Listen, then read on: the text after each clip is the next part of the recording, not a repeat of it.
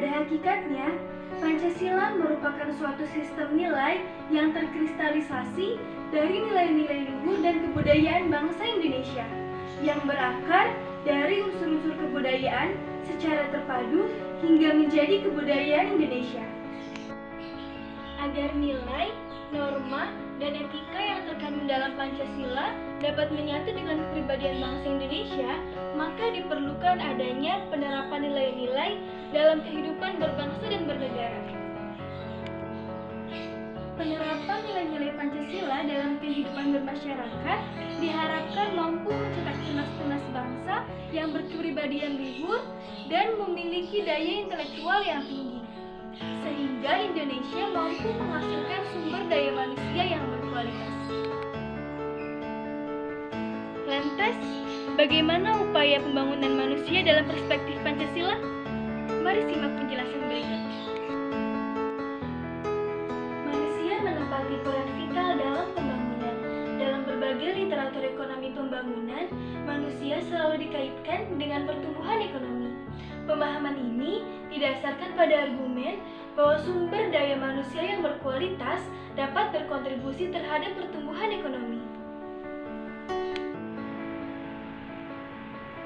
Dalam rentang waktu 2020 hingga 2030 nanti, Indonesia dikabarkan akan mendapat bonus demografi, yang artinya usia produktif akan lebih mendominasi. Ini dapat menjadi peluang dan kabar gembira jika usia produktif ini dapat menjadi sumber daya manusia yang berkualitas. Namun, ini juga dapat menjadi ancaman jika negara bersama rakyatnya tidak mampu memanfaatkan bonus demografi ini dengan baik.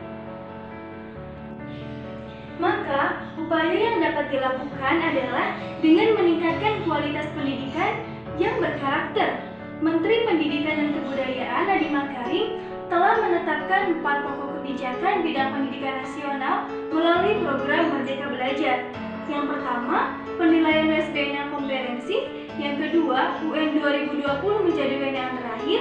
Dan yang ketiga, penyederhanaan RPP. Kemudian yang terakhir, penerapan sistem zonasi yang lebih fleksibel. Semua ini dilakukan dalam rangka meningkatkan pembangunan manusia, khususnya dalam bidang pendidikan, demi mencapai tujuan pendidikan nasional, sesuai dengan yang tertuang dalam Undang-Undang Nomor 20 Tahun 2003 Pasal 3 tentang Sistem Pendidikan Nasional.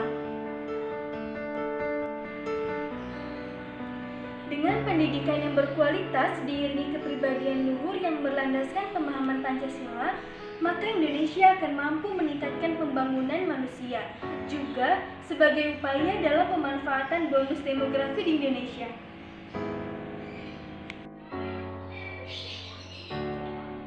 Kita harus tahu bahwa pendidikan bukan hanya untuk pekerjaan atau sekedar menciptakan robot-robot andalan, tapi pendidikan dapat menciptakan seseorang yang berkarakter Pancasila.